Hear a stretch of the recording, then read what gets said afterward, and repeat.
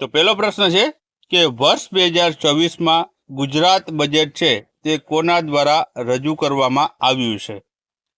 તો ઓપ્શન આપેલા છે આનંદીબેન પટેલ, ભૂપેન્દ્રભાઈ પટેલ, કનુભાઈ દેસાઈ કે હર્ષ સંઘવી દ્વારા.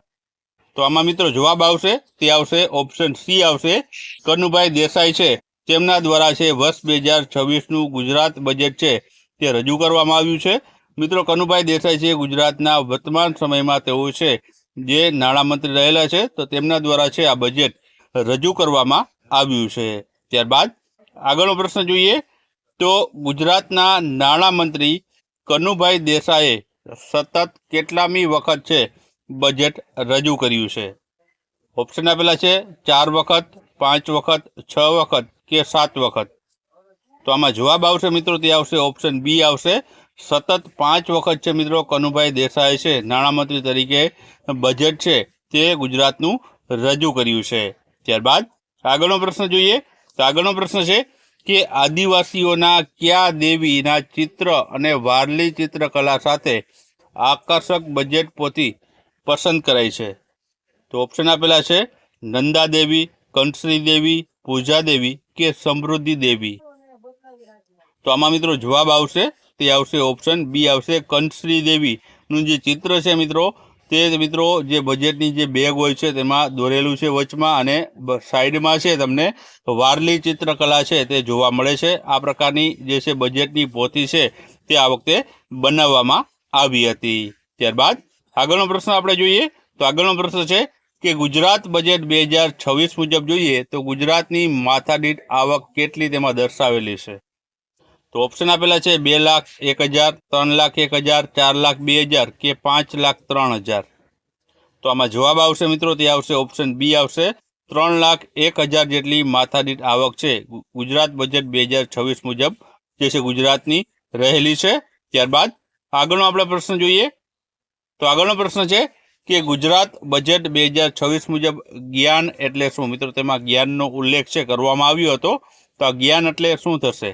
તો ઓપ્શન આપેલા છે ગરીબ, યુવા, અન્નદાતા અને નારી શક્તિ, એક પણ નહીં, કે અને બી બંને. તો મિત્રો જ્ઞાનનો અર્થ થશે ઓપ્શન ડી આવશે, એ અને બી બંને, એટલે કે જ્ઞાનમાં ગરીબ, એ વાય એટલે યુવા, એ એટલે અન્નદાતા અને એન એટલે નારી. તો આ એ અને બી બંને જવાબ છે આમાં સાચા થશે.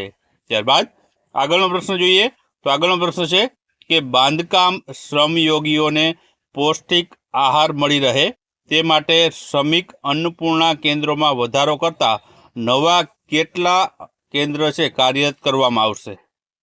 તો ઓપ્શન આપેલા છે 111, 122, 121 કે 134 જેટલા.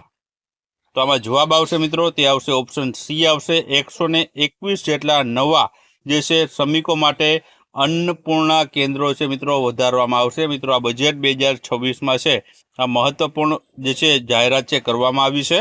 ત્યારબાદ આગળનો આપણે પ્રશ્ન જોઈએ તો આગળનો પ્રશ્ન છે કે વિકસિત ભારત ગેરંટી ફોર રોજગારી એન્ડ આજીવિકા મિશન ગ્રામીણ માટેની જે યોજનાની ગ્રામ્ય વિસ્તારોની જે સુખાકારી અને રોજગારી માટેની જે છે કામના દિવસો 100 હતા જે વધારીને છે હવે કેટલા કરવામાં આવેલા છે? મિત્રો પહેલા 100 હતા, હવે છે તેમાં વધારો કરીને કેટલા કરવામાં આવ્યા છે?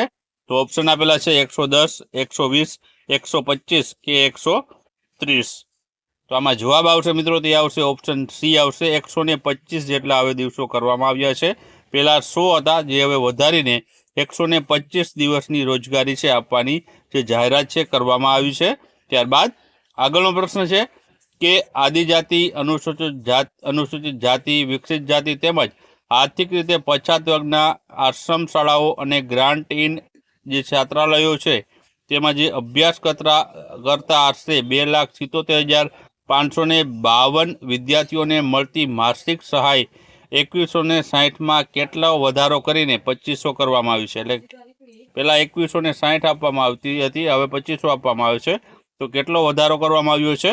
તો ઓપ્શન આપેલા છે 340 રૂપિયાની, 240, 340, 440 કે 540 રૂપિયાની. તો આમાં જવાબ આવશે ઓપ્શન બી આવશે, 340 રૂપિયાનો જે હવે વધારો કરવામાં આવ્યો છે. પહેલા મિત્રો છે 2160 રૂપિયા છે વિદ્યાર્થીઓને માસિક સહાય આપવામાં આવતી હતી, હવે વધારીને વિદ્યાર્થીઓને છે 2500 રૂપિયા માસિક સહાય આપવાની જાહેરાત છે બજેટ 2026માં કરવામાં આવેલી છે। ત્યારબાદ આગળનો પ્રશ્ન જોઈએ તો સ્ટાર્ટઅપ માટે આઈ હબ અમદાવાદ ખાતે ઊભી થયેલી જે ઇકોસિસ્ટમ છે તેને વિસ્તારવા માટે છે ક્યાં આઈ હબ છે તેના રિજનલ સેન્ટર હવે છે સ્થાપવામાં આવશે। ક્યાં સ્થાપવામાં આવશે? તો ઓપ્શન આપેલા છે સુરત અને વડોદરામાં, મહેસાણા અને રાજકોટમાં, જામનગર અને અમરેલીમાં કે એ અને બી બંનેમાં। તો આમાં જવાબ આવશે મિત્રો ઓપ્શન ડી આવશે, એ અને બી બંનેમાં, એટલે કે સુરત અને વડોદરામાં અને મહેસાણા અને રાજકોટ આ 4 જિલ્લાઓમાં છે હવે આઈ હબના જે છે રિજનલ સેન્ટર છે જે સ્ટાર્ટઅપ માટેના છે સ્થાપવામાં આવશે। ત્યારબાદ આગળનો આપણે પ્રશ્ન જોઈએ તો યુવાનોની નવીન વિચારશક્તિ, ટેકનોલોજી પ્રત્યેનું અભિરુચિ અને સાહસના કારણે અત્યાર સુધી આશરે કેટલા હજાર જેટલા સ્ટાર્ટઅપ નોંધાયેલા છે, જેના પરિણામે રાજ્ય સરકારે ભારત સરકાર દ્વારા રાજ્ય સરકારને છે બેસ્ટ જે છે પરફોર્મર સ્ટેટનો એવોર્ડ મળ્યો છે। તો મિત્રો કેટલા હજાર છે તે સ્ટાર્ટઅપ અત્યાર સુધીમાં નોંધાયા છે ગુજરાતમાં? તો ઓપ્શન આપેલા છે 15,000, 16,000, 17,000 કે 18,000 જેટલા। તો આમાં જવાબ આવશે મિત્રો તે આવશે ઓપ્શન બી આવશે, 16,000 જેટલા જે છે સ્ટાર્ટઅપો નોંધાયેલા છે, જેને પરિણામે આપણા ગુજરાત રાજ્યને છે બેસ્ટ પરફોર્મર સ્ટેટનો એવોર્ડ છે તે આપવામાં આવેલો છે। ત્યારબાદ આગળ મિત્રો કેટલીક અગત્યની જે જાહેરાતો કરવામાં આવી છે તેના વિશે વાત કરીએ તો મિત્રો ગ્રામ્ય અને શહેરી બંને વિસ્તારોમાં મહિલાઓ માટે જે છે સંચાલિત સ્વરોજગાર પ્રવૃત્તિને વિસ્તૃત કરવા માટે, નવા વ્યવસાય શરૂ કરવા અને હાલના વ્યવસાયને સ્કેલઅપ કરવા માટે 47 કરોડ રૂપિયાની છે જોગવાઈ કરવામાં આવી છે। આ ઉપરાંત ધોરણ 3 થી 6 વર્ષના જે બાળકો છે તેને આંગણવાડીમાં ગરમ નાસ્તો અને ભોજન તેમજ બાળકો, કિશોરો અને સગર્ભા જે ધાત્રી માતાઓ છે તેને ટેક હોમ રાશન પૂરું પાડવા માટે છે પૂરક પોષણ યોજના છે અંતર્ગત 972 કરોડ રૂપિયાની જોગવાઈ છે આ બજેટમાં કરવામાં આવેલી છે। ત્યારબાદ આગળ આપણે વાત કરીએ તો રાજ્યની જે આઈટીઆઈ છે તેમાં આઈટીઆઈમાં અભ્યાસ કરતી તમામ દીકરીઓ માટે નવી નમો જે છે કૌશલ્ય લક્ષ્મી યોજના છે અંતર્ગત 40 કરોડ રૂપિયાની જોગવાઈ કરવામાં આવી છે। મિત્રો ખાસ યાદ રાખજો, રાજ્યની આઈટીઆઈમાં અભ્યાસ કરતી દીકરીઓ માટે છે આ નવી નમો લક્ષ્મી કૌશલ્ય લક્ષ્મી યોજના છે તે અંતર્ગત 40 કરોડની ફાળવણી કરાઈ છે। ત્યારબાદ આગળ આપણે વાત કરીએ તો આગળ છે કે ધોરણ 9 થી 12માં અભ્યાસ કરતા વિદ્યાર્થીઓ માટે નવમો લક્ષ્મી યોજના અંતર્ગત જે છે 1250 કરોડની જોગવાઈ કરાઈ છે। આ ઉપરાંત રાજ્યના સર્વાંગી અને સંતુલિત વિકાસ માટે ઇકોસિસ્ટમ માસ્ટર પ્લાન તૈયાર કરાયો છે, જેમાં આર્થિક પ્રવૃત્તિઓ, રોજગાર સર્જન અને મૂડીરોકાણોને પ્રોત્સાહન આપવા છે 2,000 કરોડની છે જોગવાઈ છે આમાં બજેટમાં કરવામાં આવી છે। ત્યારબાદ આગળ આપણે વાત કરીએ તો વિકસિત ગુજરાતમાં ફંડમાં 10,000 કરોડની જોગવાઈ ઉપરાંત વિકસિત ગુજરાત ફંડ હેઠળ રાજ્યના વિકાસ અને લાંબા ગાળાના અને મહત્વાકાંક્ષી પ્રોજેક્ટ હાથ છે આમાં ધરવામાં આવ્યા છે। ત્યારબાદ રાજ્યના મહત્વના સ્થળોને જોડતા એવા છે નમો શક્તિ એક્સપ્રેસવે જે સોમનાથ દ્વારકા એક્સપ્રેસવે પ્રોજેક્ટ છે તેમાં વધુ 3,000 કરોડ રૂપિયાની જોગવાઈ છે કરવામાં આવેલી છે। ત્યારબાદ ગુજરાત અનફાઇડ ડિજિટલ સ્ટેકની પહેલ દ્વારા છે રાજ્યના જે નાગરિકો છે તેને એક જ ડિજિટલ પ્લેટફોર્મ પરથી સરકારી સેવાઓ ઝડપથી મળી રહેશે, તેના માટે 100 કરોડ રૂપિયાનું આયોજન છે આ બજેટમાં કરવામાં આવ્યું છે। ત્યારબાદ આગળ વાત કરીએ તો શહેરી વિસ્તારોમાં હયાત ઓવરહેડ વીજ લાઇનોને અંડરગ્રાઉન્ડ કેબલમાં રૂપાંતર કરવા માટે છે Gujarat wire free city mission મિત્રો છે તે લોન્ચ કરવામાં આવ્યું છે। તે અંતર્ગત છે 500 કરોડની જોગવાઈ છે આ મિશન અંતર્ગત છે તે ફાળવવામાં આવેલા છે।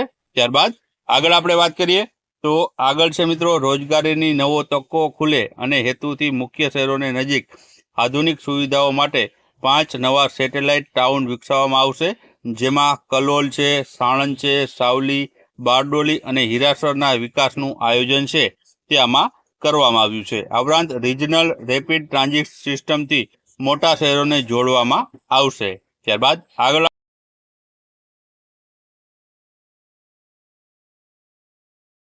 તો વર્ષ 2026માં ગુજરાતને છે પ્રવાસન વર્ષ તરીકે છે ઉજવવાની જાહેરાત કરાઈ છે। ખાસ યાદ રાખજો મિત્રો, ગુજરાત પ્રવાસન વર્ષ તરીકે છે વર્ષ 2026ને ઉજવવાની જાહેરાત છે કરવામાં આવી છે। ત્યારબાદ હજારો વર્ષ જૂની આપણી જે સિંધુ સંસ્કૃતિના સાક્ષી એવા લોથલ અને ધોળાવીરા છે તે વિશ્વભરમાં પ્રવાસ માટે નવા છે આકર્ષણના કેન્દ્ર બનવાના છે। ત્યારબાદ આગળ વાત કરીએ તો લોથલમાં બની રહ્યું છે ભારતનું પ્રાચીન સાંસ્કૃતિક અનુભૂતિ કરાવતું નેશનલ મેરીટાઈમ હેરિટેજ મ્યુઝિયમ હાલ છે મિત્રો બની રહ્યું છે, તેની પણ જે માહિતી આમાં આપવામાં આવેલી છે। ત્યારબાદ રાજ્યના જે પ્રવાસન સ્થળો ખાતે છે 1000 ટુરિસ્ટ ગાઈડની તાલીમ પણ છે તૈયાર કરવાનું આયોજન છે જે રાજ્ય સરકાર દ્વારા કરવામાં આવ્યું છે અને ઉપરોક્ત યોજનાઓ માટે છે 95 કરોડ રૂપિયાની જોગવાઈ છે તે રાજ્ય સરકાર દ્વારા છે ફાળવવામાં આવી છે। તો મિત્રો આથી ગુજરાત બજેટ 2026ની મહત્વપૂર્ણ જે જાહેરાતો જે આપણે રજૂ કરવાનો પ્રયત્ન કર્યો છે। વિડીયો પસંદ આવ્યો હોય તો વિડીયોને લાઇક કરજો અને વિડીયોને તમારા મિત્રો સાથે અવશ્ય શેર કરજો।